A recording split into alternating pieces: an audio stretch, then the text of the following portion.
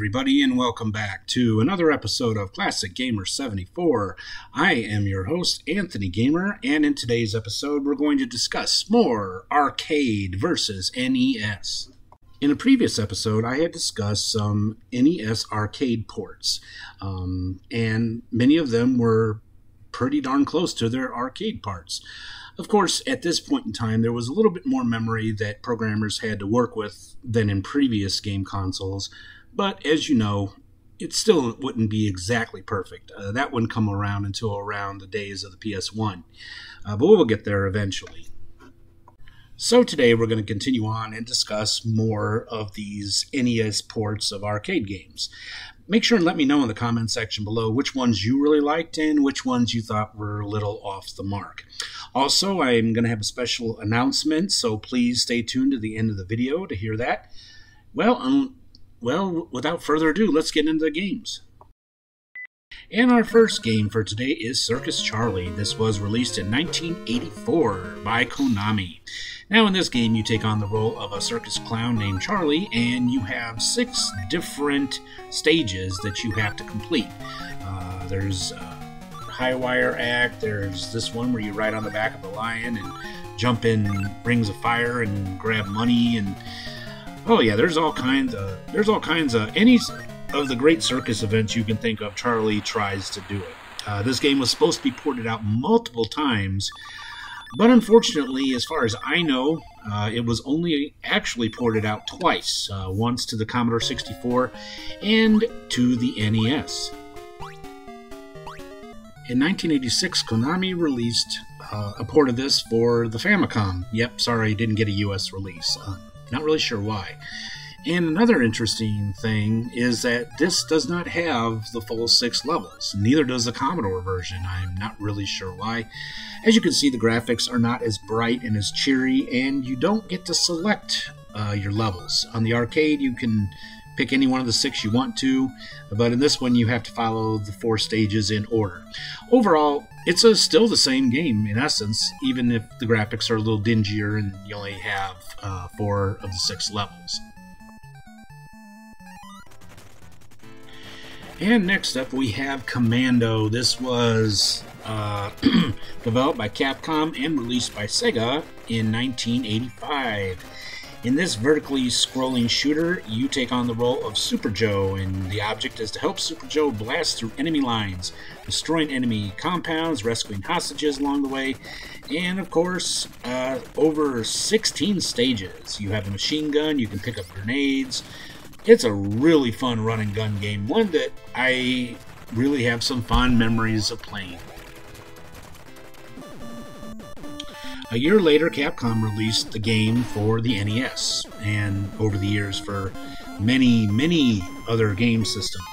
Now, the NES version is essentially the same game, but it has an extra added bonus.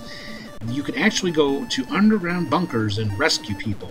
Yep, that was a little something they added on to the NES version that the arcade doesn't have. Honestly, I think it's really hard to mess this game up. I've seen great versions of it on crappy computers and, on lesser game systems in the NES, and I tell you, I've never really seen a bad port of it. But honestly, though, the NES port probably stands out amongst all of them.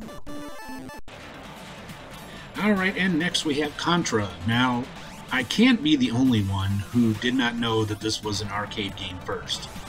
Can I? If you also didn't know, let me know in the comment section below. So, in this 2-player co-op running platform shooter game, you take on the roles of Bill and Lance, who are sent on a mission to neutralize a terrorist group called the Red Falcon, who is planning to take over the Earth. And you guys know the drill. You pick up guns, you shoot, you have the platforms. It's just probably one of the greatest games ever made for wherever it came out for, period. In 1988, Konami released the Immortal NES version. For many of us, this was it. This was the version we grew up with. I mean, it's a staple of the NES history. I did not know a single person that had an NES that did not have this game. It's one of those ones I think we all keep going back to from time to time. It's a masterpiece, and it's definitely a game that deserves to be held in legendary status. And oh yeah, it's really close to the arcade too. So. Alright, and next up we have Dig Dug. This was released in 1982 by Namco. I did a deep dive into this not too long ago, and you are basically this Dig Dug guy, and your mission is to destroy these monsters that live underground by inflating them, dropping rocks on them. You have the Pukas, these red monsters that are modeled after tomatoes that wear yellow goggles, and Thygars, these green dragons that breathe fire. It's a great game, and one that I also have a special place in my heart for. In 1985, Namco would port this out to the Famicom/NES, and honestly, it's a great port. A few things missing graphically here and there, but this is a really hard game to screw up. I've seen this game on just about every console, computer, handheld out there, and honestly, I have not found a bad one. If you don't believe me, check out my Arcade vs. Port, where I did a deep dive into Dig Dug. So, honestly, nice port, great game. Wow, yeah, that's all I can say. In 1985, Namco released Dig Dug 2. It's essentially the same game, except for you're above ground this time. And one of the cool features, you can actually use a jackhammer along a fault line and collapse the island. Just make sure that you're not on the part that's getting collapsed. It's a great sequel to a great game, and one that I really enjoyed. Unfortunately, Dig Dug 2 was not as well received as Dig Dug 1 and did not get anywhere near the number of ports. Matter of fact, if I'm not mistaken, I think the NES port is the only one, unless there's on some computers, I don't know. But anyway, so essentially, again, it's the same game. You're once again trying to blow up the Thygars and the Pukas, and again, you can collapse the island. So yeah, it's a pretty nice port of the game. It's just kind of a shame that this game wasn't as popular as the first one. And next we have Donkey Kong. Yep, one of my all-time favorite arcade games and just games, period. This was released by Nintendo back in 1981. It's a very well-known platformer game and was the first game to star Mario, then known as Jumpman. And you are essentially trying to get up these different platforms and save your girlfriend Pauline from Donkey Kong. It's considered the first platforming game, multiple levels of play, just one of the greatest games ever made. Now I'm going to do a very deeper dive into Donkey Kong soon, but today let's just compare and contrast this game with its NES counterpart. And here we have the NES Famicom port. Now, pretty spot on. Yeah. But there's one big difference, okay? Now, you would think that Nintendo, who made the arcade, would pull out all the stops to make their port of it as perfect as possible, right? Well, not exactly. They left out the Pi level. Yep, that Pi level that up until a few years ago I didn't even know exists because I never got that far. But they left it out. Now, why? Well, according to rumors that I've heard online, they did it because the arcade game was still making them a lot of money, and they didn't want to have an exact port because then people wouldn't play the arcade game and spend money. And so they left out the Pi level. Now, to be honest with you, the Pi level's been left out of a lot of ports of Donkey Kong, and there's only a few that it was included in. And we will discuss those in an upcoming episode. In 1982, they, being Nintendo, released Donkey Kong Jr.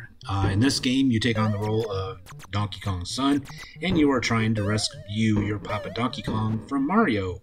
This is the only game where Mario is actually the antagonist, I think, in Nintendo history. Multiple levels, great platforming game, and yeah, a very good sequel to an already legendary game. In 1983, they would release Donkey Kong Jr. for the Famicom, and a few years later in the US. Actually, it's a great port. The difficulty has been ramped up a little bit, same thing with Donkey Kong for the NES, but overall it's pretty much a perfect port, I would have to say. Probably one of the best. Interestingly enough, if you could actually purchase both Donkey Kong and Donkey Kong Jr. on the same cart. In 1988, they released a cartridge called Donkey Kong Classic, so you get two games for the price of one. In 1983, Nintendo released Donkey Kong 3, the sequel that's mostly forgotten. In this game, you take on the role of Stanley. Yes, Stanley, not Mario. And you are trying to get Donkey Kong out of this garden. He stirs up these hornets' nests and they come after you, and when you die a very gruesome death.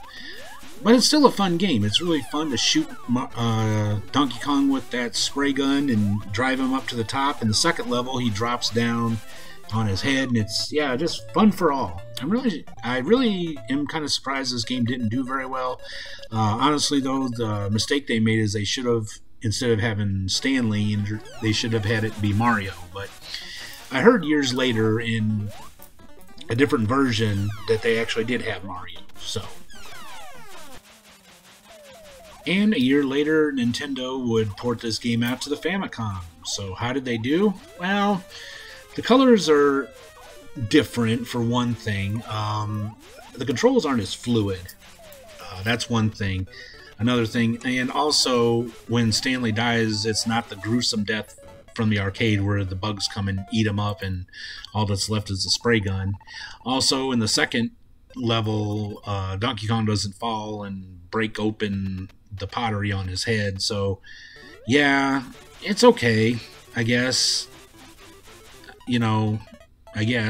But again, I think it may have been the same thing that Nintendo were hoping that people would spend their money in the arcade as opposed to wanting a perfect clone on the NES. But I don't know.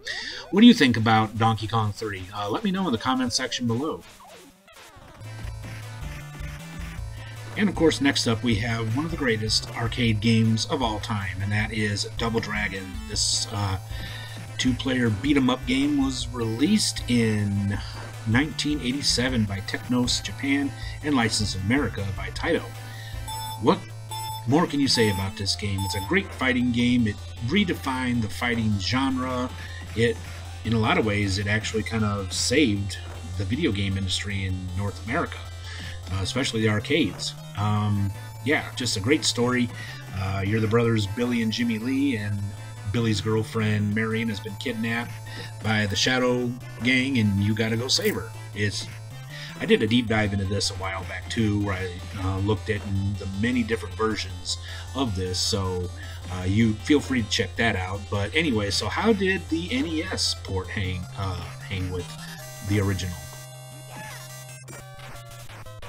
Well, most fans were greatly disappointed for a number of reasons. For one, it was not two-player co-op, which kind of ruined the point of calling the game Double Dragon. You could only have two enemies on the screen at a time. They pretty much rewrote the whole story, and they added a lot of puzzle and platform elements to the game. You had to unlock more moves. The timer was really unfair and kept a lot of people, myself and my friends included, from actually beating the game. I mean, you'd be doing really good at this game and then the timer would run out. So yeah, overall a great disappointment, and definitely, yeah, one of the worst ports of this game out there. And yeah, I'm comparing it with like the Spectrum and the other ports. Yeah, this is definitely the worst, one of them anyway.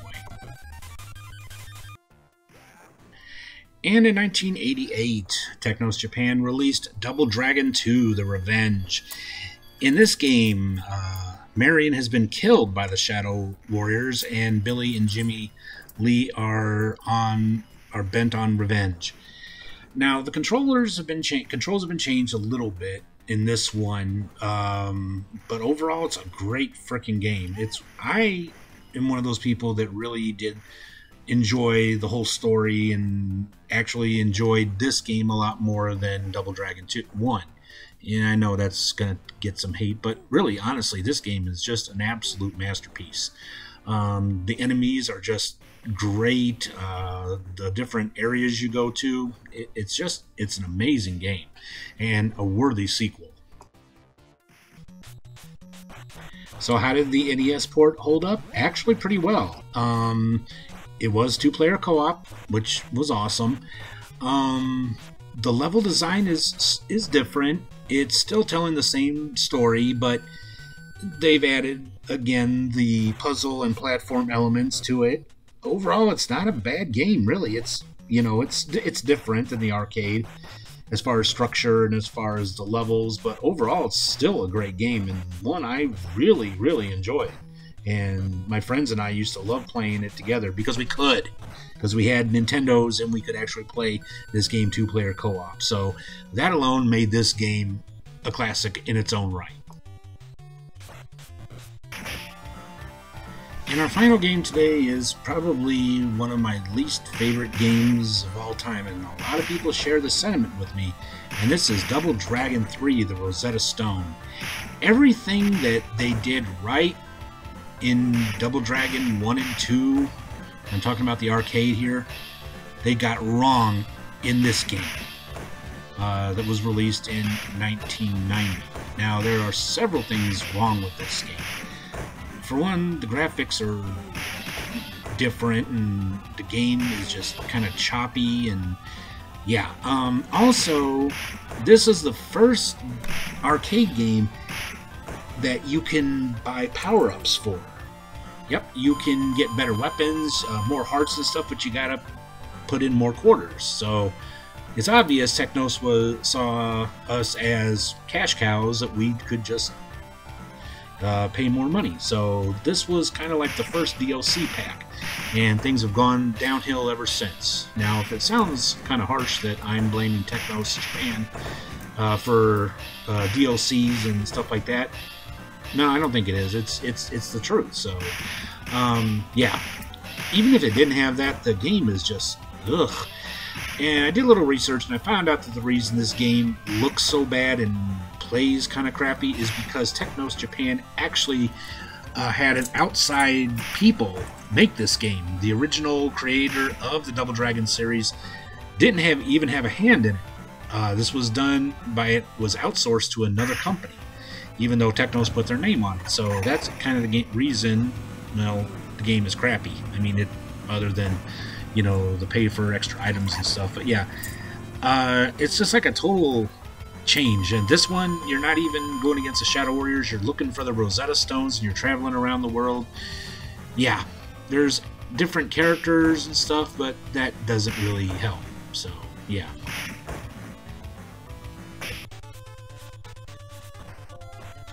And so we look at the NES port, and honestly, it's not that bad, really. You can buy power-ups and stuff in this too, but you don't have to pay extra real money for it.